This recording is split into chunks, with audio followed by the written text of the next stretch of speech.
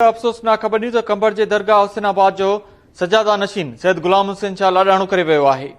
अव्हां खे अपडेट कयूं त सैयद गुलाम हुसैन शाह केतिरे ई अरसे खां बीमारी सबबि कराची जी ख़ानगी अस्पताल में इलाज हेठो। इन हवाले सां हिकु भेरो ॿिए रस सां लाइन ते मौजूदु आहे केटी न्यूज़ जो रिपोर्टर सरकश सदायो। जी सरकश, तफ़सील ॾिजो।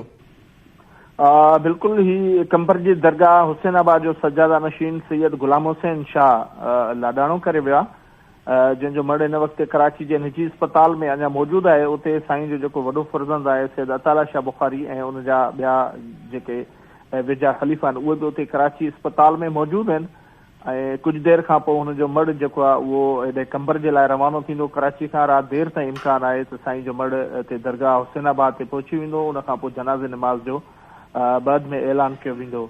इन साईं सैयद गुलाम हुसैन शाह जे लाॾाणे वारी ख़बर पहुचण शर्ती जेके दरगाह हुसैनाबाद जा मुरीद आहिनि या अक़ीदतमंद आहिनि उहे वॾे अंग में कंबर में सैयद हुसैन शाह जेका दरगाह आहे उते पहुचणु शुरू थी विया आहिनि। ऐं उते हिन वक़्तु बि केतिरनि शहरनि मां जेके माण्हू आहिनि उन रवाना थी विया आहिनि, छो त सैयद गुलाम हुसैन शाह जी जेका दरगाह आहे उनजा अक़ीदतमंद या जेके उनजा मुरीद आहिनि उहे पाकिस्तान जे मुख़्तलिफ़ शहरनि में उन्हनि जो वॾो अंग मौजूदु आहे। त उते उन्हनि जे मुरीदनि ऐं अक़ीदतमंदनि बल्कि आम माण्हुनि में बि सोग वारी जेका लहर आहे उहा छांइजी वई आहे। कंबर शहर जेको आहे उहो केतिरा दुकान जेके आहिनि उहे बंदि थी विया आहिनि, कारोबार उते सोग में बंदि थी वियो आहे। ऐं मुरीद ख़ादिम जेके आहिनि उहे इन दरगाह ते उन्हनि जे पहुचण जो सिलसिलो शुरू थी वियो आहे। मुख़्तलिफ़ शहरनि में जेके मौजूदु मुरीद आहिनि उहे बि रवाना थी विया आहिनि। सैयद गुलाम हुसैन शाह गुज़िरियल कुझु अर्से खां वठी उहो बीमार हो ऐं 1 महीने खां वठी कराची जी हिकिड़ी ख़ानगी अस्पताल में ज़ेर इलाज हो, जिते अॼु हुन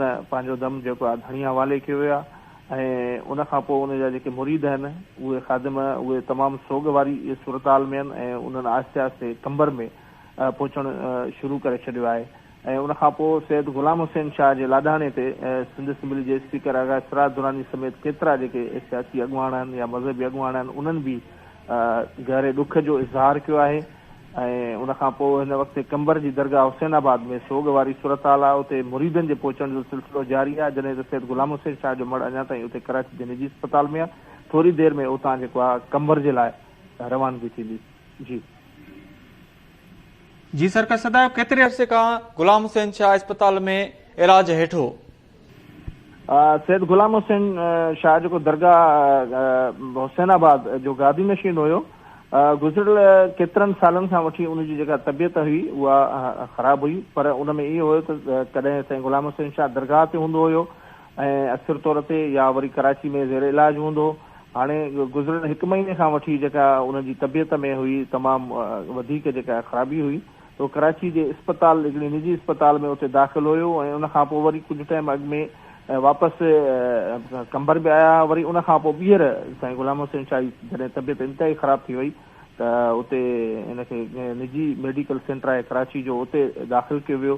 ऐं गुज़िरियल 1 हफ़्ते खां वठी उनजी इंतिहाई जेका तबियत हुई उहा नासाज़ हुई। ऐं उन हवाले सां बि जेके जमायत आहे त उनखे बि इहो इतला हो। उन खां पोइ सैयद गुलाम हुसैन शाह जो अॼु जीअं लाॾाणो थी वियो त उन खां पोइ जेका आहे जमायत हुसैनी आहे सॼे पाकिस्तान में ज़ाहिर उहा फैलियल आहे। त उनजे मुरीदनि ऐं ख़लीफ़नि उन्हनि खे बि इतला कयो वियो। उन खां पोइ सोशल मीडिया ते बि ख़ुदि उनजी तस्दीक कई वई। साईं जो जेको पुटु आहे सैयद अताला शाह उन बि हिन ॻाल्हि जी तस्दीक कई साईं जे वफ़ात जी। त उन खां पोइ मुरीद ऐं अक़ीदतमंद जेके आहिनि उन्हनि में वॾी ॾुख जी लहर छांइजी वई।